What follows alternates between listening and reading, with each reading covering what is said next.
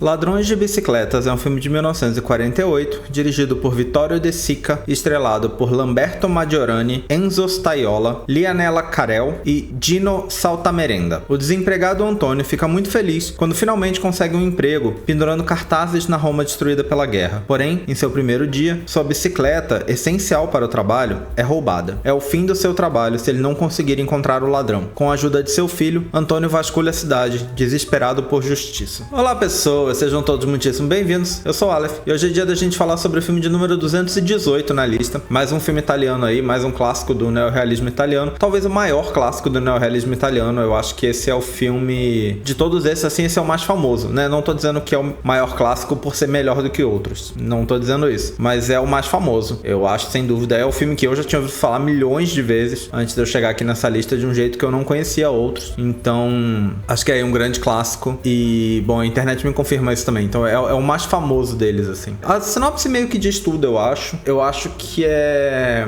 muito interessante porque é um filme que não fala sobre a guerra propriamente, né? E eu até acho que ele, diferente dos outros filmes que a gente viu aqui, que são muito focados na guerra como assunto, esse filme, eles não escolheram cenários, apesar da sinopse falar da Roma destruída pela guerra, eu não vou dizer que 100%, mas eu acho que a maioria dos cenários que a gente vê no filme, né, foi tudo filmado nos locais, né? Não foi filmado em estúdio. Eu acho que os lugares que a gente vê no geral no filme não parecem muito destruídos, então ele não passa tanto assim a sensação da guerra. Eu sinto que eu acho que no começo, eu acho que a cena do começo tem mais essa cara de lugar destruído, meio que a primeira cena do filme, assim. E aí a ideia, né, da busca pelo emprego, por qualquer emprego, seja o que for, eu acho que é uma coisa que mais remete, né, à situação da cidade naquele momento. Mas não é um filme realmente que foca muito na coisa da guerra. Ele faz algumas referências aqui e ali. Sei lá, tem uma cena em que eles vão se proteger da chuva. Começa a chover, eles vão procurar uma marquise pra se proteger da chuva. Eles estão do lado de uns padres falando alemão, que eu acho que é pra ser uma coisa ali do pós-guerra, que até me deixou curioso. Eles encontram um cara que tá usando um chapéuzinho, que era um chapéu dos militares nazistas e, sei lá, ele catou por aí e tá usando. Mas assim, sem motivo algum, ele só achou o chapéu bonito. Ele faz questão de dizer, sabe? Que não é porque ele apoia ninguém, é só porque ele achou o chapéu bonito. Tem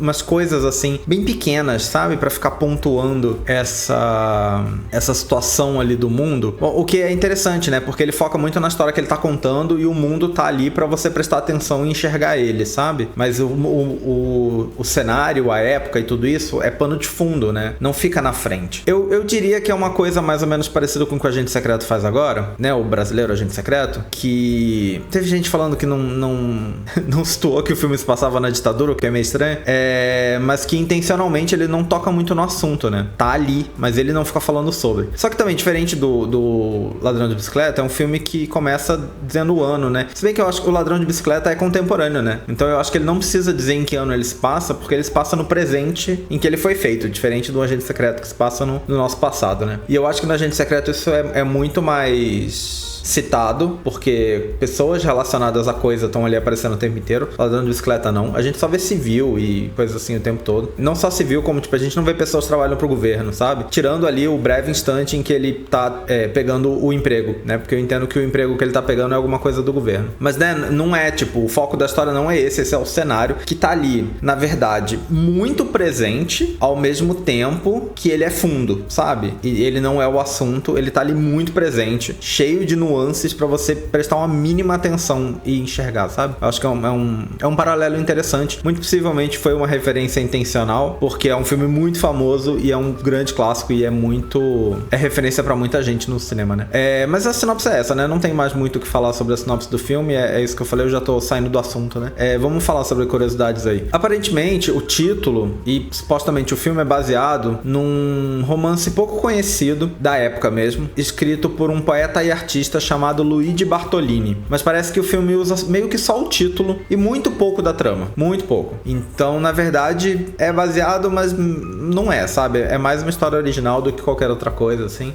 Não li, obviamente, mas aparentemente pegou muito pouco. O Vittorio De Sica tinha acabado de fazer um outro filme, que é Vítimas da Tormenta, em português, mas ele não... Apesar de ter feito esse filme e o filme, sei lá, ter sido bem sucedido, eu acho, ele não conseguiu apoio financeiro pra fazer esse. Então ele acabou arranjando dinheiro por conta própria, principalmente com amigos, assim. Ele foi juntando dinheiro com amigos pra fazer o filme e meio que foi isso. O filme segue realmente os preceitos aí do neorrealismo italiano. Então o filme foi todo filmado em locação, né? Não tem nenhum estúdio, nenhum set de estúdio. O elenco do filme é todo de atores não profissionais. Então o Lamberto Maggiorani, por exemplo, que faz o protagonista, ele trabalhava numa fábrica. Ele não era ator. O menino que faz o filho dele, por exemplo, é alguém que enquanto eles estavam fazendo alguma filmagem, provavelmente de cenas antes do menino aparecer, o Vittorio De Sica viu essa criança ali assistindo o filme ser feito, e essa criança que estava ajudando o pai a vender flores, e resolveu chamar a criança para participar do filme. Então,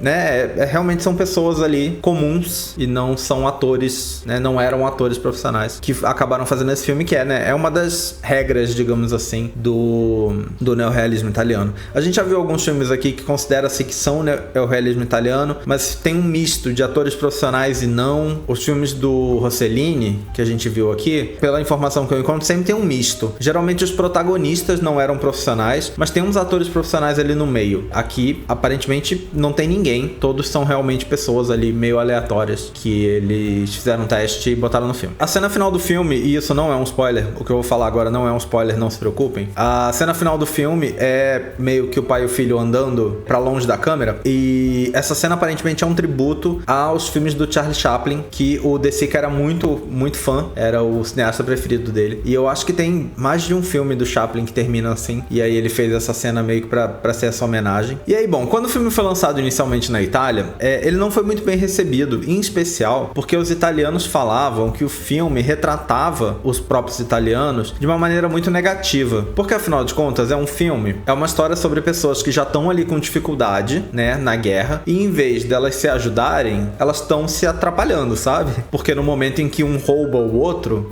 não existe senso de solidariedade, né? No momento em que alguém comete um roubo num país, numa cidade, pra focar bem no que o filme passa, em que assim, todo mundo tá mal, todo mundo tá sem dinheiro, todo mundo tá sem emprego, sabe? Ninguém tá bem ali. O cara quando rouba a bicicleta, ele vê que o outro tá pendurando cartaz, então assim, obviamente não é um bom emprego, sabe? Então fica realmente essa ideia de que as pessoas não têm respeito uns pelos outros, sabe? Obviamente é um personagem que comete um roubo, sabe? É uma coisa muito mais pontual do que querer dizer que os italianos eram assim, né? Mas aparentemente viram desse jeito e não caiu muito bem pra eles. Luchino Visconti, outro aí diretor do cinema neorrealista italiano, que a gente viu aqui no Obsessão, que não era ainda exatamente um filme do neorrealismo italiano, né? É considerado de antes do movimento, mas depois fez outros filmes e aí assim sim. Ele criticou o filme dizendo que foi um erro contratar um ator profissional pra dublar o diálogo do Lamberto Maggiorani, né, do protagonista. E eu achei interessante que eu na verdade não percebi. Eu acho que não foi porque ficou muito bom que eu não percebi. Eu não percebi mais porque é uma coisa que eu sinto que se fazia muito, né?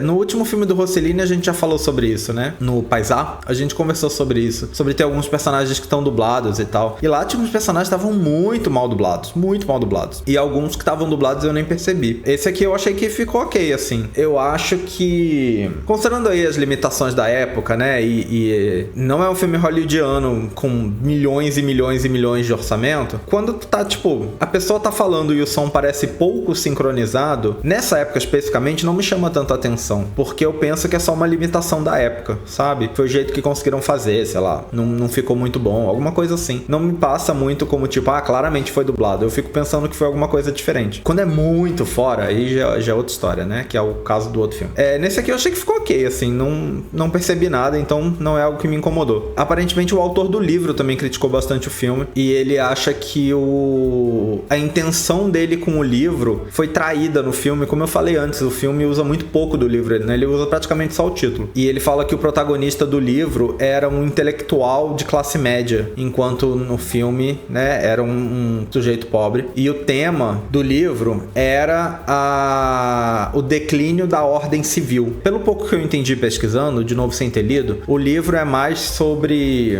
Enquanto o filme é sobre um roubo de bicicleta, o livro é sobre vários roubos de bicicletas, sabe?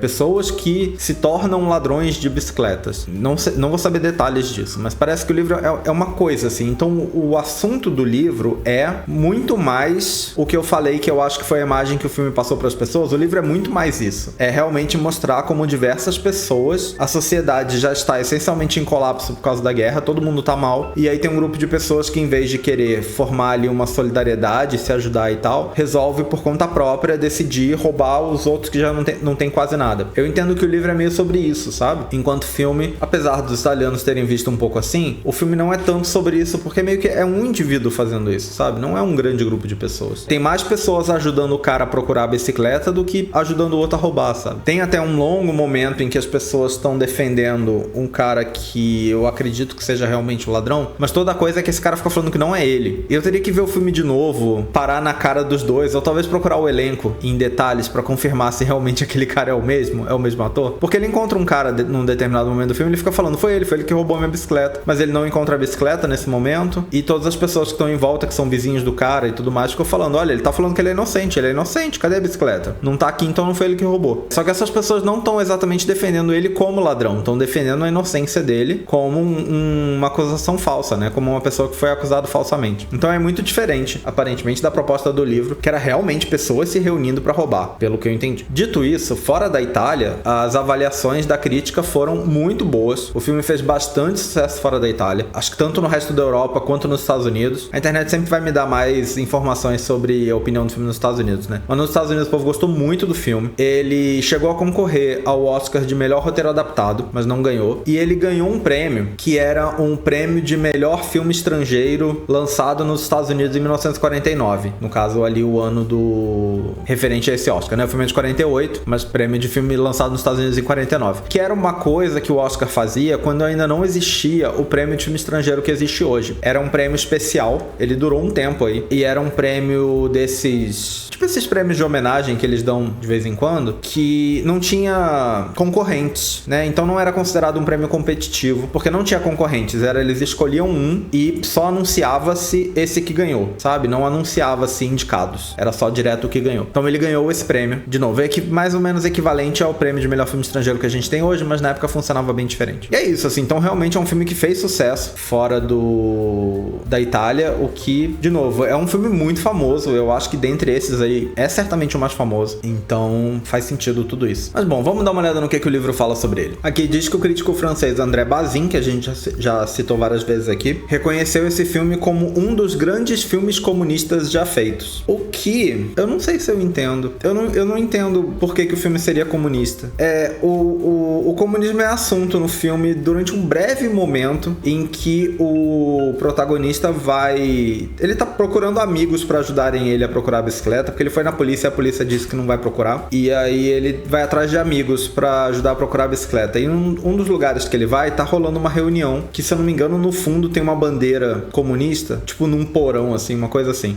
Então é um assunto dentro do filme de algum jeito. É uma cena, na verdade, bem curta. Mas eu não entendo qual parte do filme pode de verdade ser comunista. Porque eu não acho que o filme tá nem criticando o capitalismo, o que é o que a maioria dos filmes comunistas geralmente fazem, é criticar o capitalismo. Eu não acho que o filme faz isso, porque o antagonista do filme é outro pobre que roubou uma bicicleta, sabe? Eu não entendo, não sei. Talvez eu tenha o texto do André Bazin, eu tenho um livro dele aqui que eu nunca terminei de ler, porque ele cita filmes que eu não vi ainda, então eu fui parando de ler. E tá fora de ordem, então é um caos. Eu queria ler o livro em ordem, mas aí chegava num filme que eu não vi, e lá pra frente tinha outro filme que eu já vi, mas eu parava no ponto em que chegou um filme que eu não vi. Eu tenho que voltar nele pra ver se... eu não lembro qual era o próximo filme, pra ver se de repente o próximo que eu tenho pra ler é algum filme que eu já vi, porque talvez tenha esse texto aqui. E aí vamos ver se ele elabora no assunto. Eu provavelmente não vou fazer um vídeo pra falar sobre isso propriamente. De repente eu deixo um comentário aí embaixo, alguma coisa do tipo. Mas eu fico curioso pra saber isso, porque eu realmente não tô conseguindo enxergar. Eu tô aqui tentando lembrar do filme, pensando das coisas, e eu não tô conseguindo enxergar esse ponto. Inclusive o livro continua dizendo que o fato dele ter ganhado o Oscar de melhor filme estrangeiro em 1949, significa que nos Estados Unidos não enxergaram o filme como comunista, porque, né, isso seria um imenso problema nos Estados Unidos. E realmente, eu também não enxerguei, então. Ironicamente, a única coisa que chamou a atenção dos censores americanos foi uma cena em que o garotinho urina na rua. Meio que tem essa cena, se eu não me engano, ele não chega a urinar na rua, ele para, começa a, sei lá, tentar tirar a calça, e aí o pai chama, e aí ele bota a calça de volta. Ele não chega a tirar, né? Pra deixar claro que não é uma cena de nudez infantil. Eu não acho que ele chega a tirar a calça. Mas eu não acho nem que ele chega a fazer o xixi dele ali. Ele só se prepara, para, e aí o pai chama e ele sai correndo e vai, enfim. Fala uma coisa que eu acho que, bom, eu acredito que pode ter acontecido. Eu, na verdade, não encontrei nada reclamando disso propriamente, mas parece uma coisa tão besta. Fala que para alguns defensores da teoria autoral, ele perdeu um pouco do seu poder por não ter derivado de uma somente, porque é um filme feito pelo Vittorio De Sica em colaboração com o Cesare Zavattini, que foi co-roteirista, né? O De Sica dirigiu sozinho, mas ambos fizeram um roteiro. É tão comum várias pessoas fazerem roteiro, eu não entendo qual que é o problema. É porque é menos autoral, mas sei lá. O resultado foi bom, não foi? Não é isso que importa? Ladrões de Bicicletas contém o que talvez seja a maior representação do relacionamento entre pai e filho da história do cinema. Eu sempre me incomodo quando eles fazem esse tipo de afirmação, tipo, essa é talvez a melhor coisa de todas desse tipo aqui que já se fez na história. Nunca parece fazer sentido pra mim. Eu acho que eles estão ótimos no filme. A ideia de que não são atores, eu acho que eles fizeram um ótimo trabalho não sendo atores. Sinceramente, não passa pra mim a ideia de que eles não são atores. Então, acho que ambos fizeram um ótimo trabalho, mas não é pra tanto, e eu acho que nunca é pra tanto, sabe? Eu acho que essa afirmação sei lá, talvez em qualquer filme me soa estranha. Ele fala que também tem seus momentos de comédia estilo Chaplin, citando uma cena que o menino, o filho dele, e um outro menino aleatório estão comendo e ficam meio que se olhando. Eu entendo, não sei se realmente uma cena mais leve. Eu acho que comédia talvez seja uma palavra muito forte, mas é uma cena leve realmente. Pode realmente estar fazendo referência a coisas, o diretor era fã do Chaplin, como a gente sabe. Mas é uma cena bem levezinha no filme, bem pouca coisa. Mas aí ele termina com uma frase que eu acho curiosa de comentar.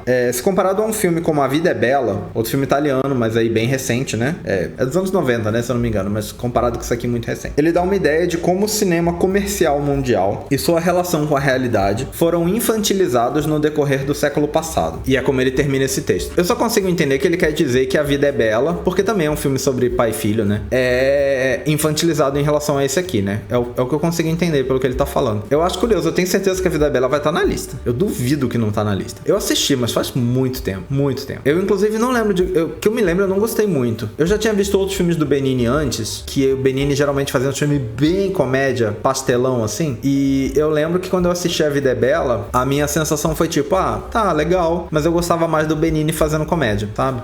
De novo, lá na época que eu assisti, né? Eu lembro de ter tido essa sensação. Mas eu acho um comentário curioso, de novo, principalmente pensando que A Vida é Bela certamente tá nessa lista. É tipo, já vou criticar outro filme aqui, adiantar falar mal de um filme aqui. Enfim, é um filme que eu tava muito curioso pra ver, como eu falei aqui diversas vezes já nesse vídeo. É um dos filmes mais famosos aí... É um dos filmes estrangeiros mais famosos. Estrangeiros no sentido de não americanos, né? Porque, inevitavelmente, é como a gente enxerga. Eu sinto que é certamente um dos filmes italianos mais conhecidos. A gente não chegou nos filmes do Fellini ainda, né? O Fellini já estava trabalhando. Eu lembro que a gente já viu o filme que tinha roteiro dele, por exemplo. Os filmes do Rossellini tinham roteiro do Fellini. Mas a gente não chegou na filmografia dele. Eu acho que o Fellini é provavelmente o diretor italiano mais famoso, né? Que se tem. E aí eu não sei se talvez dá pra dizer que algum filme dele é mais famoso do que esse aqui. Sinceramente, eu acho que Ladrões de Bicicletas é o filme italiano que eu mais ouvi falar na vida. E é um desses que eu já comentei aqui, que é esses filmes que eu sempre ficava pensando, nossa, um dia eu quero assistir, um dia eu quero assistir, um dia eu quero assistir. Eu ia adiando pra sempre e acabei nunca vendo até agora. Já falei que é parte do motivo de eu ter começado isso aqui tudo, resolvido ver esses filmes, comprado esse livro, criado esse canal. É muito ver filmes que... Bom, tanto filmes que eu nunca tinha ouvido falar e tô assistindo e tô gostando ou não, como muitos filmes que eu sempre quis ver, mas ficava adiando, né? E eu acho assim, obviamente eu já esperava bastante do filme, porque se é um filme tão famoso, a gente espera que seja um filme bom. Eu acho que ele cumpriu totalmente, assim, minhas expectativas. Eu não acho que ele me surpreendeu também. De vez em quando tem uns filmes que, por mais que a gente ouça falar que é bom, quando a gente assiste, é melhor do que a gente estava esperando, né? De vez em quando acontece. E é muito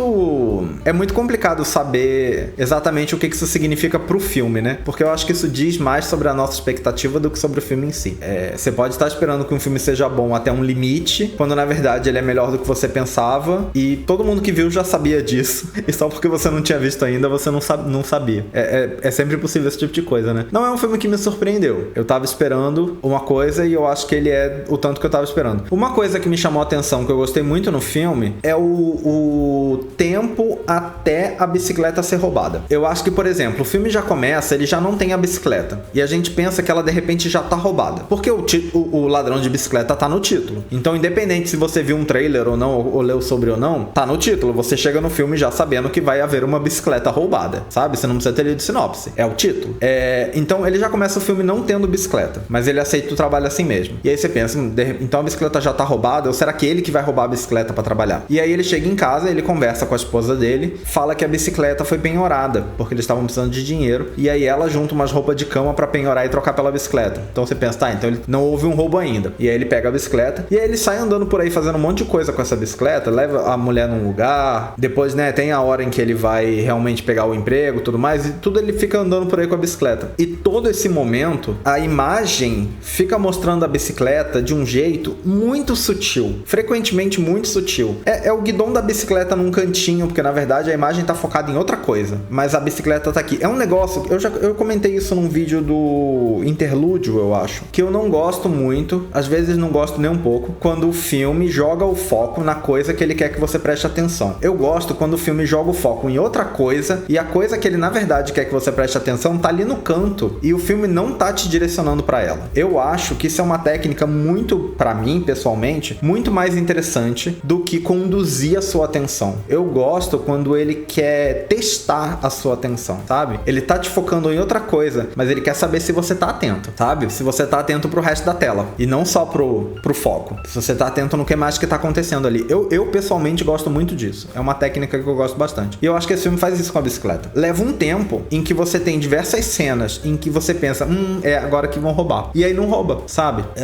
Talvez seja um spoiler bom. Eu não vou falar que cenas são, pra você ver e continuar não sabendo quando é a cena que vão roubar. A sinopse diz que é no primeiro dia de trabalho dele, né? Então a sinopse já dá mais spoiler do que eu gostaria. Porque eu acho que é muito interessante nesse começo do filme o você não saber quando é o momento que vai acontecer, porque você fica preso no filme, sabe? A sua atenção, pelo menos é o que acontece comigo. A minha atenção fica presa no filme, sempre prestando atenção na bicicleta, por mais que ela esteja escondida na cena, pra ver se é agora que vão roubar, sabe? Eu acho que funcionou muito bem isso pra mim. Gostei muito. Não é exatamente o foco do filme, isso é meio que o começo. O filme é muito mais depois que a bicicleta é roubada do que antes. Mas essa é uma coisa que me chamou bastante atenção, assim, especialmente. Eu acho que o filme é ótimo. Realmente é um filme... É a coisa do neorrealismo, né? Ele é um filme realista. Ele é um filme extremamente realista. Ele mostra situações de um jeito que você enxerga muita verdade nelas. Tudo parece muito realmente algo que aconteceu, pode acontecer de verdade. E acho que é isso, assim. Eu gostei bastante. De novo, é um filme muito famoso. Eu já tava com muita vontade de ver, mas não me decepcionou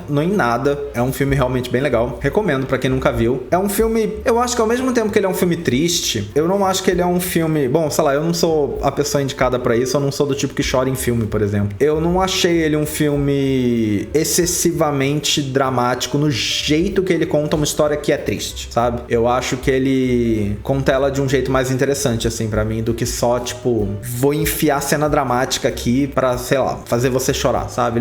Eu pessoalmente não acho que ele faz isso. Mas, de novo, eu não sou o tipo de gente que chora vendo filme, então pode ser que é como pega pra mim e pode pegar diferente pra outras pessoas. Enfim, acho que é isso. Com certeza tem gente aí que viu esse filme, então deixa aí nos comentários o que vocês acham dele. Fala pra mim, que eu gosto de saber a opinião de vocês, independente se vocês gostaram ou não. Sempre gosto de saber mais opiniões. E espero que vocês tenham gostado desse vídeo. Em breve nós estamos de volta com mais um. Até a próxima. Valeu, até mais!